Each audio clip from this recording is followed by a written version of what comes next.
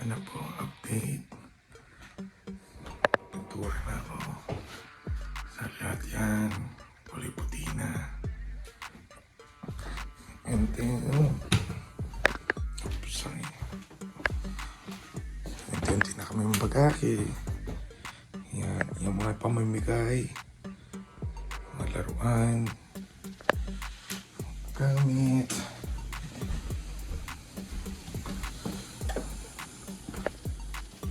Ayan, kaya magulo pa yung bahay namin.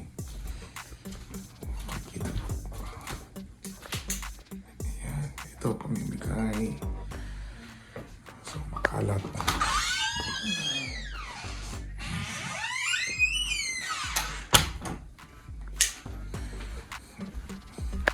Sobrang gulo pa. Ito na yung update. Ito yung sa mga camera ko. Ayan, camera ko. Insta360 pocket DJI pocket. Then ito yung mga gamit ko sa photography, vlogging rin, travel, iba't ibang klase ng stand, tripod pala. Ayan, mga lights. Tapos ito, of course, laptop ko, pang editing.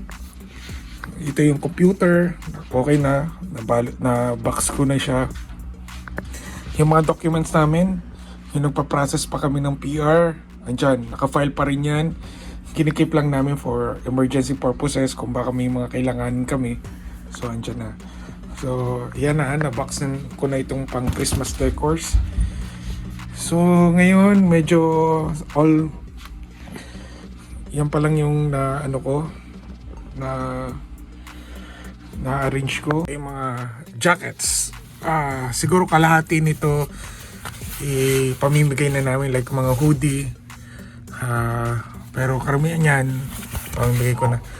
Mga shoes ko, ayan, 1, 2, 3, 4. Hindi pa lang yan. Meron pa yan dito. Ayan.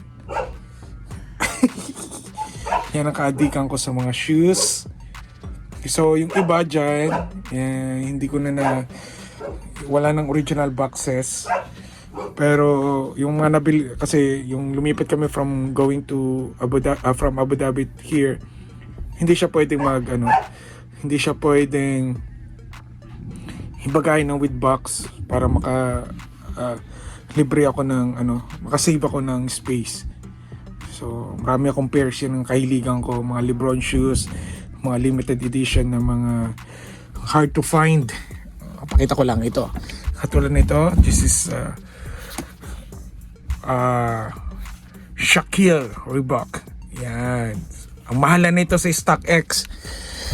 So, siguro mga $400 na yan pag Ito yung Lebron 12 All-Star. Yan. Ang ganda nito. Ito ay umiilaw sa pag pinapatay yung ilaw, pag matagal siya sa light, tapos papatayin natin. Pakita ko sa inyo. Ayan. Kita nyo ba? Pag sobrang tagal yan. Anyway. Okay. Ito yung unang-una kong Lebron. Ayan. Yung Olympic. Tapos Lebron 10. Ito yung limited edition na What the Lebron. Yan. Mukhang madumi siya pero malinis to, mga kapatid. So, magkaiba yan. Magkaiba yan ng kulay, yung design. So, limited edition to. And then, ito yung Lebron, I think 18, 19, something like that. LA. Yan. Of course, pinaka-favorite ko na Yeezy. So, the rest ng mga nilabas nila hindi ko na gusto. And then, what else? Of course, the Lebron 20 All-Star. Ayan. Ganda nito. Sobrang ganda. Nag-shoe talaga ako. And then, meron rin akong, pakita ko na lang. Wala akong This is the Kyrie Irving, I think 4. Ano bang Kyrie? Yeah, 4. Ito yung last na, I think, before na umalis na siya sa Nike. Okay, Sky Low. Gusto ko. Kung napapansin nyo, mahilig ako sa mga colorful. And pakita ko lang sa inyo ha. Ito yung huling ni Paul George. Ito sobrang ganda. Nagagandaan talaga ako. Yes! Ang hirap nito. This is Hot Wheels Paul George. Ayan. Super ganda nito. Talaga. Ito personal. So talagang nagtsaga ako sa online nito madaling araw para lang makuha to. Box pa lang. Diba?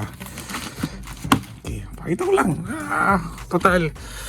And then of course, the old OG Jordan 1. Karamihan sa mga nagsasabi pag may collection ka, nangolekta ka, lagi nila sinasabi Jordan. Actually, hindi ako maka-Jordan. Iilan lang yung mga gusto ko mga Jordan. Pero ito, gusto ko yung Jordan 1 Mocha.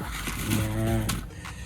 Sumikat itong kulay ng mga ganito. Simula na si Travis Scott ay nagsuot ng mga Jordan 1, tapos meron siyang design na ganito na Travis Scott. Only the difference, and I don't like lang sa mga Jordans right now kasi ang dami ng mga fake na lumalabas at hindi sa sinisara ng mga fake, pero talagang yung mga fake ngayon is parang original na. Sa totoo lang, ang galing na nila. So ito mahirap rin tong it's a LeBron 7. This is the PE o yung player exclusive. Nasa kaya dito sa ayan. Sobrang ganda nito. That's the original color. This is the Fairfax. Ayan. Yun lang. Sobrang alaga ko mga sapatos ko. Mas alaga ko pa sa asawa ko. And then meron akong isang Jordan 1 Comfort. Gusto ko siya kasi yung mga kulay niya. Ito nyo naman pati. Ayan.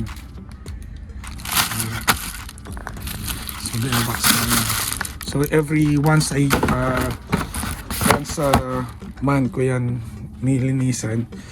So ito siguro may ko siya ipa-plastic or I don't know, siguro bubble wrap, something ganun. Ayan.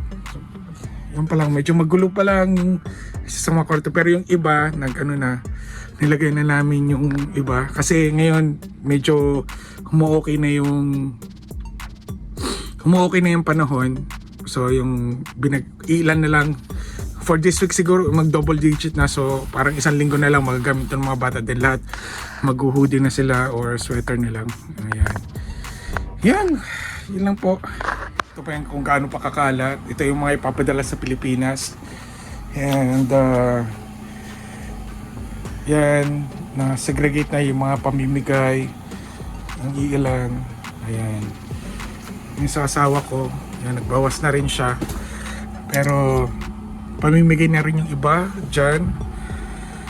So, hirap mag-iisip magano pa. So, kailangan kasi by April, end of April, magawa na namin to. Kasi dito kami mag-i-stay sa basement.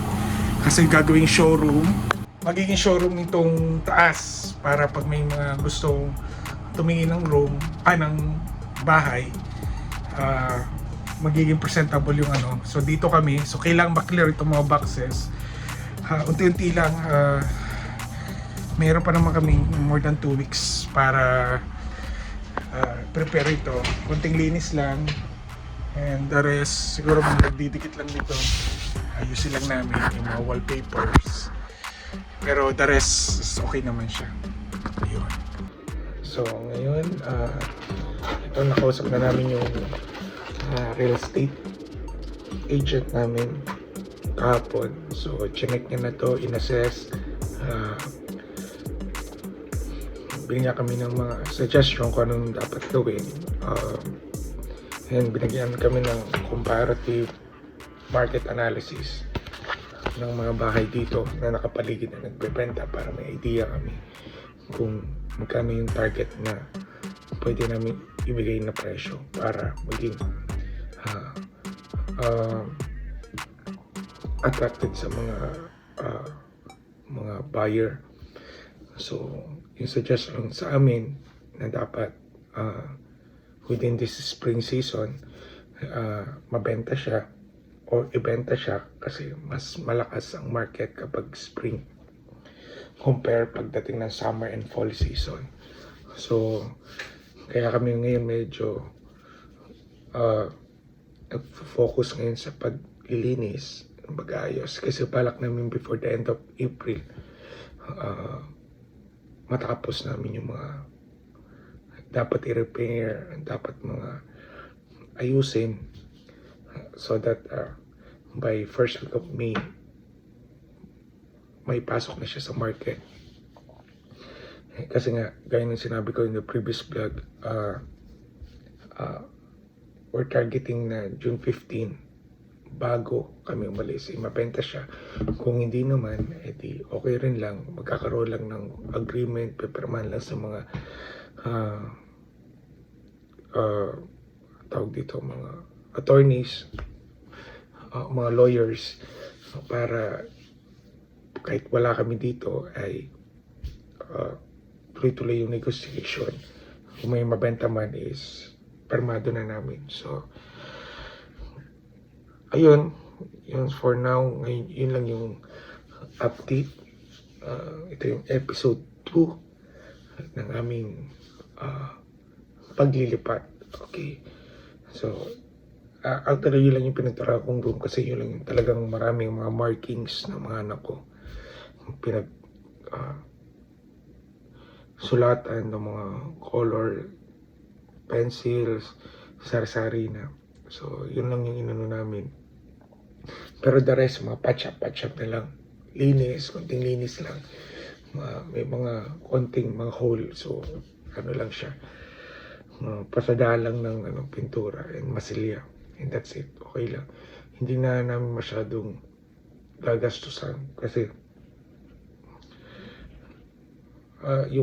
yung price na binigay namin is very reasonable na. So, siguro selling point lang namin dito is yung garahe namin, although hindi siya fully garage or yung may bubong, pero malaki kasi yung parking pad namin, tapos fully fenced pa. And yung dito kasi sa taas, 3 bedroom na, sa baba mayroon pa kami additional na 2 bedroom. So nakausap namin yung agent, which is a good friend of ours, kasama namin sa church, and may mga prospect na sila which is good. Pero sabi niya, kailangan i-open natin siya sa market. Malay mo, may mga mas open, mas maganda. So yun, pinag-aaralan ko yung ano nila. So may magkakaroon lang kami na agreement. Siguro permahan lang kami na agreement kapag fully na siya. Kasi balak namin ito magiging showroom. So kailangan malinis to. Then sa baba na kami mag-stay. So kailangan ma-pull out na yung mga kailangan naming pull out. So ayun, nagpo-post na kami sa mga marketplace, pinamimigay yung mga pinagliitan ng mga bata, mga toys. Ayun, ilang muna yung update namin. Spring season na, medyo may init na rin, nagtutunaw na. Ayun, so bilis lang ng panahon. Hindi namin namamalayan na papasok na yung second week ng April. And then, kailangan na kami magmadali. Not totally, pero kailangan kami mag-unti-unti na. So, wala pa kaming bahay na, may mga prospect na rin kaming apartment na titiran sa Edmonton, sa May South. So, pero gusto namin kasi magandang neighborhood just to make sure na safe kami, and at the same time, very accessible sa lahat. So, yun lang. So for now, yun lang muna po yung update namin. Hopefully, the next couple of days, update namin kayo. sa mga nangyayari dito sa Canada. So, ano nyo na lang, i-browse nyo na sa ibang YouTube. Marami na kayong detalye makakuha. So, hindi ako nakafocus ngayon dun sa mga update ngayon. Ay, dito sa Manitoba, may mga nagrarally pa rin. They keep on fighting para ma-draw sila, which is very minimal kasi ang decision naman ng draw is coming from the federal, hindi naman from the province. So, sana, ang problema kasi is may record na ang karamihan sa mga estudyante na pupunta dito na galing sa ibang province na pag nakakuha ng PR ay pagbabalik ulit doon sa bansa na pinanggalingan nila. Yun talagang ginagawa nila. So, let's see kung ano magiging decision ng IRCC. Pero sabi-sabi sa iba na it's gonna be impossible daw kasi pag ginawa yun, magagayahin ng ibang province, something like that. And yung pa, ano pa ba? Ayun, tumaas na naman yung carbon tax. Pero okay lang, meron namang carbon tax refund o rebate. And then, receive ng tax refund. Ano pa ba mga carbon tax? Carbon tax rebate, tax refund. Ano pa ba yung mga upcoming na bibigay ng government? Mga within 1 week or 2 weeks, makaka-receive na yun. So, ilan po muna na kasi maaga pa ngayon, baka magising mga bata. Okay po, ingat po kayo palagi and see you in our next vlog.